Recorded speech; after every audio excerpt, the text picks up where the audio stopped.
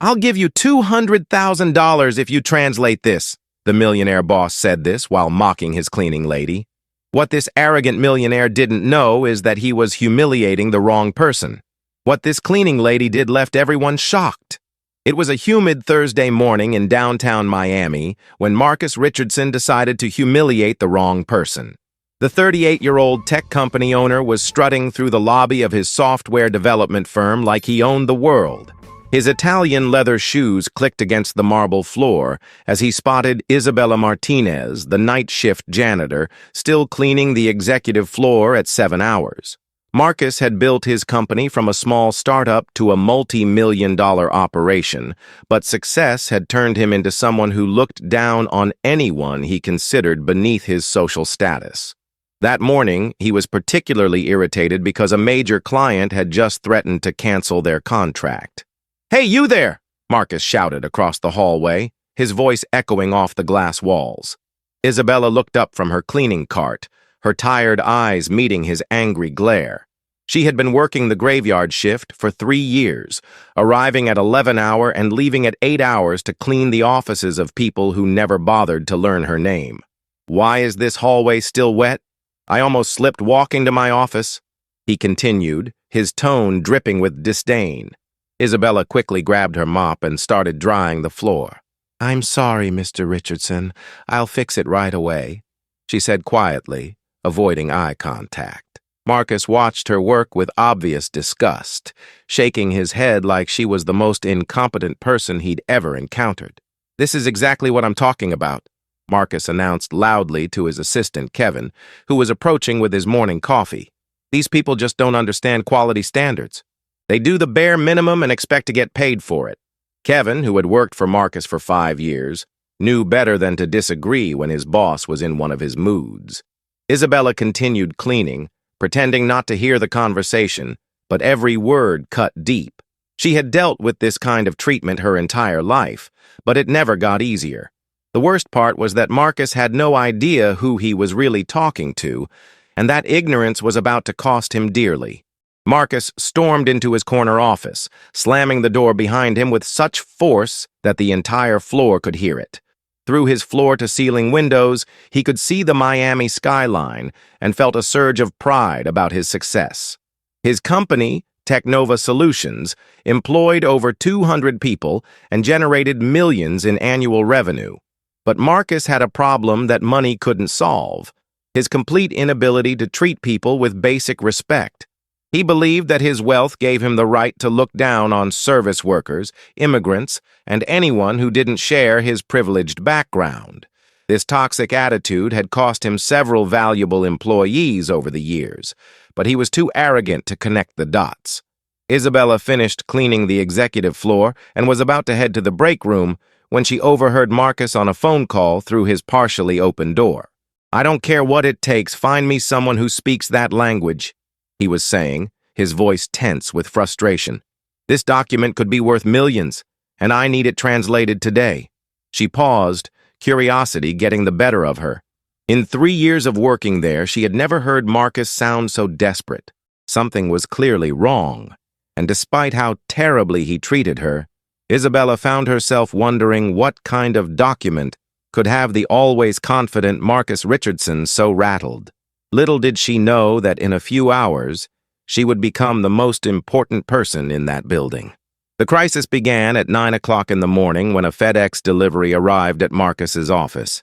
The package was thick and official-looking, with multiple stamps and seals from what appeared to be a European government office. When Marcus tore open the envelope, his face went from curious to confused to completely panicked. The documents inside were written in a language he had never seen before: strange letters, unfamiliar symbols, and what looked like legal terminology that made no sense to him. "What the hell is this supposed to be?" he muttered, flipping through page after page of incomprehensible text.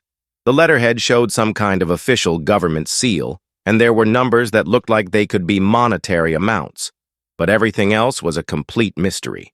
Marcus immediately called his assistant Kevin into the office. "Kevin, get in here now!" he shouted through the intercom. When Kevin arrived, Marcus thrust the documents at him like they were on fire. Someone sent me this garbage, and I need to know what it says immediately. Kevin examined the papers carefully, recognizing some of the formatting as legal documents, but unable to read a single word. Mr. Richardson, this looks like it might be Czech or Slovak, maybe Polish. It has official seals and looks very important, Kevin observed, trying to be helpful. I don't care what language it is, Marcus snapped back. I need someone who can read it, and I need them now. The next 2 hours turned into a frantic search for a translator. Kevin called every translation service in Miami, but none of them had immediate availability for Eastern European languages. How is this possible? Marcus paced back and forth in his office, his expensive suit wrinkled from stress. We're in Miami. There are people from every country in the world here. But as the calls continued, the same message kept coming back. Specialized translators for less common languages typically required 48 hours notice, and most were already booked with other clients. Marcus felt like the walls were closing in on him, especially when he noticed that one of the documents had today's date and what appeared to be a deadline stamp. By noon, Marcus's desperation had reached a breaking point. He gathered his entire management team in the conference room and laid the documents on the table like evidence in a criminal case. Listen up, everyone. These papers came from Europe this morning, and they might be extremely important for our company's future, he announced, his voice cracking slightly with stress. I've tried every professional translation service in the city, and nobody can help us today. So I'm asking all of you, does anyone know anyone, who might be able to read this? The room fell silent as executives examined the foreign text, but one by one they shook their heads. That's when Marcus made the decision that would change everything. Standing up from his chair, Marcus's arrogance took over completely. Fine. If professional services can't help us, then I'll make this interesting, he declared, his voice rising with each word. I'll pay $200,000 cash to anyone in this building who can translate these documents today. The conference room erupted in nervous laughter. $200,000 was more than most of them made in 2 years. You're joking, right, boss? Asked Sarah from accounting. Dead serious, Marcus replied, waving the papers in the air. 200 grand cash for whoever can tell me what these papers say. Post it on the company bulletin board, send it in an email, I don't care. Someone in this building better step up and earn the easiest money of their life. Within 20 minutes, word of Marcus's outrageous offer had spread throughout the entire Technova building like wildfire. Employees gathered in small groups, whispering excitedly about the possibility of winning $200,000 for a simple translation job. The documents were photocopied and passed around every department, with people using Google Translate, calling relatives in other countries, and even posting pictures on social media asking for help. Can you imagine winning that much money just for reading something? Whispered Janet from Human Resources to her colleague. I'd pay off my student loans and buy a house. The excitement was contagious, and productivity in the office came to a complete halt as everyone focused on the mysterious foreign documents. But despite all the attention and effort, nobody could make sense of the strange language. Isabella had heard about the commotion from other cleaning staff, but she was busy restocking supplies in the maintenance closet when she first learned about Marcus's desperate offer. $200,000? For real? She asked Maria, the day shift cleaner who was telling her about the chaos upstairs. I swear on my mother's grave, Isabella, Mr. Richardson is going crazy up there. He's offering that money to anyone who can read some papers from Europe, Maria explained, her eyes wide with disbelief. Isabella shook her head and went back to organizing her supplies, thinking it was just another example of how the wealthy could throw money around carelessly. She had learned long ago not to get involved in the drama of the corporate world. Her job was to clean and go home to her family. But curiosity got the better of Isabella when she was cleaning the break room on the executive floor later that afternoon. A copy of the mysterious documents had been left on the counter, and she found herself looking at them while wiping down the tables.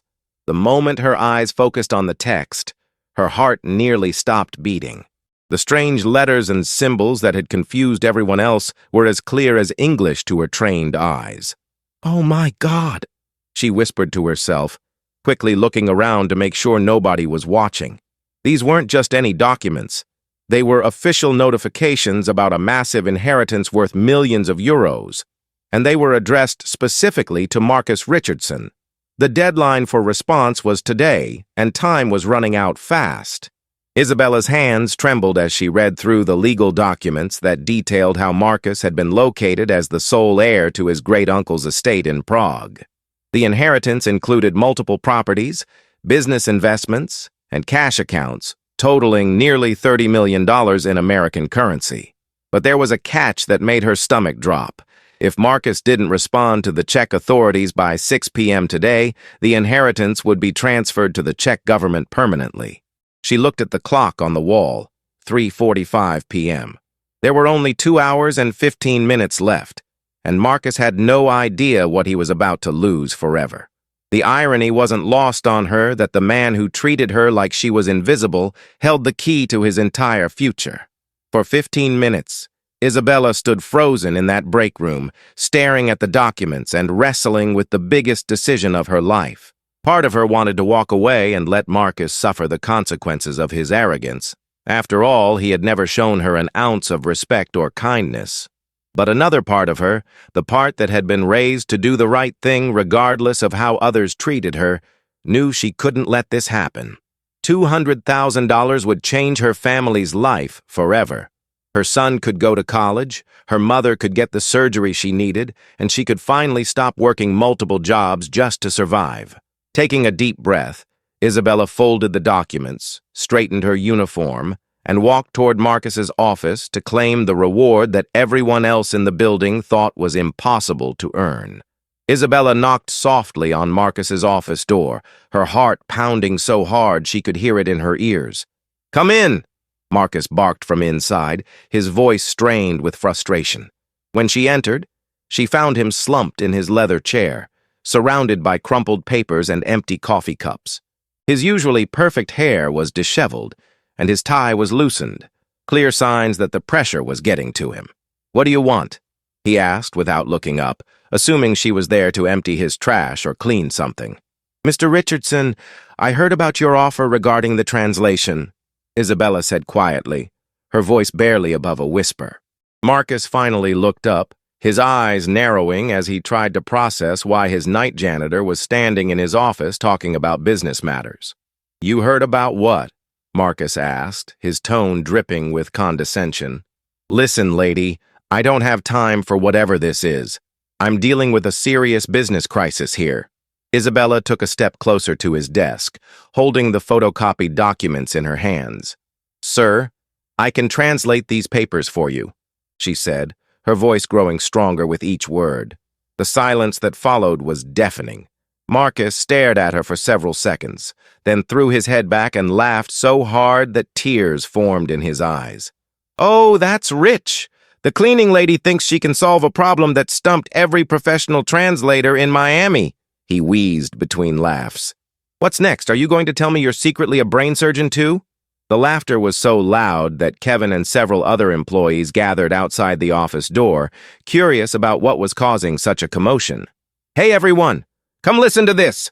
Marcus called out, wiping tears from his eyes. "Our janitor here thinks she can earn $200,000 by reading Czech legal documents." The crowd that gathered found the situation hilarious, with people giggling and making jokes about Isabella's audacious claim. "Maybe she learned it from watching YouTube videos," someone called out from the back. "Or maybe she's been hiding a PhD this whole time," another person added mockingly.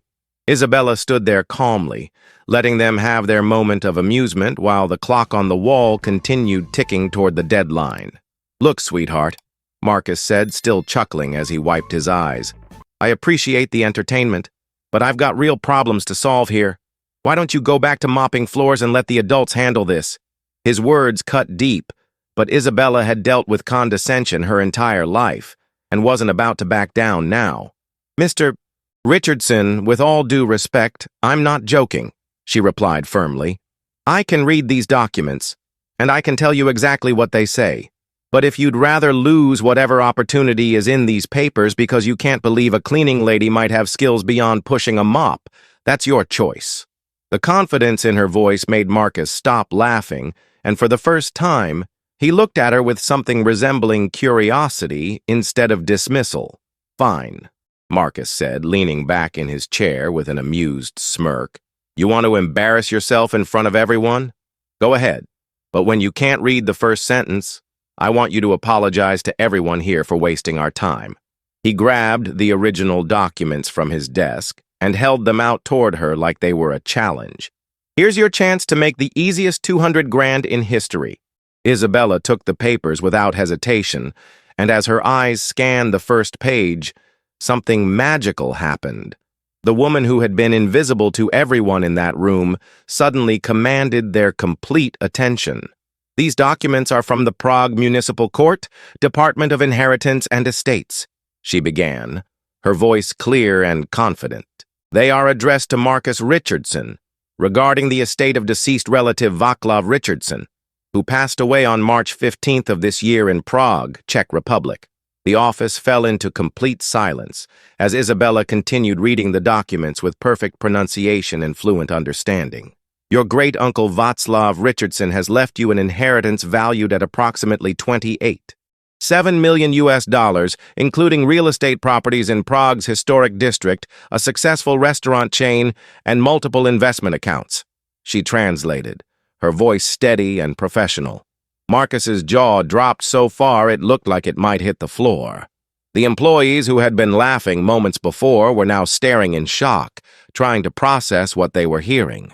"The inheritance includes a luxury hotel in downtown Prague, 3 apartment buildings, and a portfolio of stocks and bonds that have been managed by Prague Investment Group for the past 20 years. Isabella continued, turning to the second page with the same confidence she might use to read a grocery list. "This can't be real," Marcus whispered, his face pale as a ghost. "Keep reading," he demanded, his voice barely audible. Isabella nodded and continued translating the legal jargon with impressive accuracy. "However, due to Czech inheritance laws, you must respond to this notification and file the proper legal documents with the Prague Municipal Court by 6 p.m. today, Eastern European Time, which corresponds to 12 p.m. Eastern Standard Time." Isabella's voice grew more serious as she read the crucial deadline information. "Failure to respond within this time frame will result in the automatic transfer of all assets to the Czech Republic's National Treasury, as stipulated by Article 47 of the Czech Inheritance Code." The room was so quiet you could hear people breathing as everyone realized the magnitude of what was happening. Marcus looked at his watch and felt his heart sink into his stomach. It was already 4:20 p.m., which meant it was past 10 p.m. in Prague. Wait, he said, panic rising in his voice. "If it's already past 6 p.m. there, does that mean I've lost everything?" Isabella studied the documents more carefully, flipping through several pages before finding the information she needed. "Actually, there's a provision here for international heirs," she explained, her finger pointing to a specific paragraph. "Because you're located in the United States, you have until 6 p.m. Prague time tomorrow to submit your response, but only if you acknowledge receipt of these documents by midnight tonight, our time." Marcus felt like he had been given a reprieve from a death sentence, but he was still in complete shock about the source of his salvation. "How do you know Czech?" Kevin asked the question that everyone was thinking. Isabella set the documents down on Marcus's desk and looked around the room at all the faces staring at her with newfound respect and curiosity. "I have a master's degree in Eastern European languages and literature from University of Miami," she said simply. "I specialized in Czech, Polish, and Russian translation, and I worked as a certified court interpreter for 8 years before—" She paused, choosing her words carefully. "Before circumstances changed and I needed to find more stable employment." The revelation hit the room like a bomb. Here was a woman with advanced education and professional experience working as a night janitor, and nobody had bothered to learn anything about her background in 3 years. Marcus felt a mixture of gratitude and shame washing over him as he processed everything that had just happened. The woman he had treated like she was beneath his notice had just potentially saved him from losing nearly $30 million. "Isabella," he said, using her name for the first time in 3 years. I need to ask you something, and I need you to be completely honest with me. She nodded, waiting for his question. Can you help me file the proper response documents? I'll pay you the $200,000 as promised, but I'll also give you an additional $50,000 if you can make sure I don't lose this inheritance. Isabella looked at the desperate man who had humiliated her countless times, then at the documents that could change both of their lives forever. Mr. Richardson, I can handle all the legal documentation and translation work needed to secure your inheritance, she said calmly. But first, I need you to understand something important about respect. Before I help you with anything, Mr. Richardson, I need you to acknowledge something, Isabella said, her voice calm but firm as she stood in front of his desk. For 3 years, you've treated me like I was invisible, like I was less than human. You've made assumptions about my intelligence, my worth, and my capabilities based solely on the fact that I clean your offices. The room remained silent, with employees shifting uncomfortably as they realized they were witnessing a moment of truth that had been years in the making. Marcus opened his mouth to interrupt, but Isabella held up her hand. I'm not finished. You need to hear this because your attitude toward people you consider beneath you almost cost you $30 million today. Her words hit him like physical blows, each one more accurate and painful than the last. Marcus felt his face burning with embarrassment as Isabella continued her calm but devastating assessment of his character. I've watched you treat service workers, delivery drivers, and anyone without a college degree like they're obstacles in your way rather than human beings deserving of basic respect, she said, her eyes never leaving his face. You judge people by their job titles instead of their character, and that kind of arrogance is exactly what almost made you lose the biggest opportunity of your life. The employees in the room were witnessing something they had never seen before. Someone standing up to Marcus Richardson without fear or hesitation. Kevin looked like he wanted to disappear, while Sarah from accounting was barely hiding her smile as she watched Isabella deliver the reality check their boss desperately needed. You're absolutely right, Marcus said quietly, his voice barely above a whisper. The admission shocked everyone in the room, including Isabella, who had expected him to argue or make excuses. I've been an arrogant ass, and I'm ashamed of how I've treated you and others. I don't have any excuse for my behavior except that success made me forget that everyone deserves respect regardless of their job. He stood up from his chair and walked around his desk to face Isabella directly. I can't undo 3 years of treating you poorly, but I can promise you that things will be different moving forward, and I can start by asking for your help properly instead of demanding it. The transformation in Marcus's demeanor was so dramatic that several employees exchanged glances, wondering if they were witnessing genuine change or just desperation. Isabella studied Marcus's face for several long moments, searching for any sign that his apology was anything less than sincere. Mr. Richardson, I appreciate your apology, and I believe you mean it right now. But words are easy when you need something. The real test will be how you treat people when you don't need their help. She picked up the documents from his desk and organized them neatly. That being said, I'm going to help you secure this inheritance because it's the right thing to do, not because I trust that you've suddenly become a different person. Marcus nodded, understanding that he would have to prove his change through actions rather than words.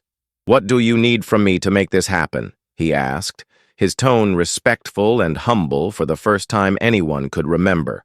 First, I need access to a computer with international calling capabilities and a scanner, Isabella said, shifting into professional mode. Second, I need you to gather every piece of identification you have, passport, birth certificate, social security card, anything that proves your identity and relationship to the Richardson family name. She looked at her watch and calculated the time difference. We have about 7 hours to prepare and submit all the necessary documentation to Prague, which means we'll be working through the night. Marcus nodded eagerly, finally understanding that he was completely dependent on the expertise of the woman he had spent 3 years underestimating. Kevin, clear my schedule for the rest of the week. Sarah, I need you to coordinate with our legal department. And Isabella, he turned to face her directly. Thank you for being a better person than I deserved. Let's save this inheritance. The next 6 hours transformed Marcus's office into an international legal command center, with Isabella taking charge of every aspect of the inheritance process. She made calls to Prague in fluent Czech, coordinated with American legal offices, and prepared documentation with the precision of someone who had done this type of work hundreds of times before. Marcus watched in amazement as the woman he had dismissed as just a janitor demonstrated expertise that surpassed many professionals he had hired over the years. "The Prague Municipal Court has confirmed receipt of your preliminary documents," Isabella announced at 10:30 p.m., hanging up from another international call. "Your great-uncle Václav was apparently quite wealthy. He owned the Hotel Bohemia, which is one of Prague's most prestigious establishments, plus several other properties that have been generating rental income for decades." As they worked through the night, Isabella shared more details about her background that left Marcus feeling increasingly ashamed of his previous behavior. "I worked as a senior translator for the State Department before moving to Miami," she explained while formatting legal documents. "I helped negotiate trade agreements and cultural exchanges between the U.S. and Eastern European countries. When my husband got sick and needed specialized treatment only available here in Florida, I had to leave that career behind." Marcus realized that Isabella's qualifications far exceeded those of most of his executive staff, and he had wasted 3 years of potential by never bothering to learn about her background. "Isabella, after we finish this inheritance business, I want to offer you a position as our Director of International Relations," he said sincerely. "The salary would be $150,000 per year, plus the $250,000 I promised you for tonight's work." By 3 hours, all the necessary documents had been submitted to Prague, and Isabella had arranged for a Czech attorney to represent Marcus's interests in the inheritance proceedings. "Everything is filed correctly and on time," she announced, leaning back in her chair with exhaustion but satisfaction. "The Prague court will review your claim over the next 2 weeks, but based on the documentation we provided, you should receive preliminary approval within 72 hours. Marcus could barely believe that his entire life had changed in the span of one day, and it was all thanks to the woman he had treated so poorly for years. "Isabella, I know I can't undo the past, but I want you to know that you've taught me something invaluable about judging people. I promise you that everyone who works in this building will be treated with respect from now on, regardless of their position." The inheritance was approved exactly as Isabella had predicted, and within a month, Marcus found himself the owner of assets worth nearly $30 million. True to his word, he promoted Isabella to Director of International Relations and gave her the $250,000 he had promised, plus a generous signing bonus for her new position. But more importantly, he completely changed how he treated every employee in the company, implementing policies that ensured respectful treatment of all workers, regardless of their job title. "You know what the best part of this whole experience has been?" Marcus asked Isabella during her first week in her new office. "It's not the money or the properties in Prague. It's learning that there are extraordinary people all around us if we just take the time to see them as human beings instead of job titles." Isabella's transformation from invisible night janitor to respected executive became legendary throughout the Miami business community, inspiring other companies to examine how they treated their service workers and support staff. Her story was featured in business magazines as an example of hidden talent being overlooked due to prejudice and assumptions. "People ask me if I'm angry about the 3 years I spent cleaning offices despite my qualifications," Isabella said in an interview 6 months later. "But I'm not angry because that experience taught me something valuable too. That dignity doesn't come from your job title, it comes from how you treat others and how you handle adversity." Marcus Richardson learned to see people differently, and I learned that my worth isn't defined by other people's perceptions of me. The story became a powerful reminder that everyone deserves respect, and that extraordinary people can be found in the most unexpected places. And that's how a wealthy tech executive's arrogance almost cost him $30 million, and how a night janitor's expertise and character saved the day. Marcus Richardson learned that true success isn't just about making money. It's about recognizing the value in every person you encounter. Isabella Martinez proved that talent and intelligence can't be judged by someone's current circumstances, and that treating people with dignity always pays dividends in the end. This story reminds us that we never truly know the full story of the people around us. That quiet person cleaning your office, serving your coffee, or delivering your packages might have incredible skills, fascinating experiences, and wisdom that could change your life if you just took the time to treat them as equals.